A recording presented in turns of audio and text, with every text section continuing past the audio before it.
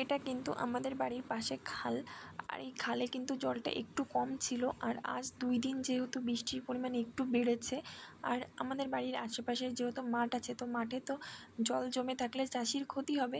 তো সেই জন্য কিন্তু চাষিরা কিন্তু জলটা বের করে দেয় এই খালে, আর সেই কারণের জন্য কিন্তু খালে একটু জল বেড়েছে। আর এখন যেহেতু বৃষ্টি হচ্ছে, তো সেই জন্য মাছেরও একটু পরিমাণ বাড়ছে, হালকা পাতলা যাই হোক কিছু, মানে শুনেছি বৃষ্টি হলে নাকি মাছের পরিমাণটা বাড়ে। তো যাই হোক, আর ইনি কিন্তু আমার ভিডিওতে আপনারা যাকে দেখতে পান যে ছোট্ট মানুষটি, তার দাদু, মানে আমারও দাদু হয়। ইনি কিন্তু প্রত্যেক বছরেই এভাবেই কিন্তু জাল পাতেন, আর খুবই মাছ ধরতে ভালোবাসে। আর আপনারা কারা কারা মাছ ধরতে ভালোবাসেন একটু জানাবেন।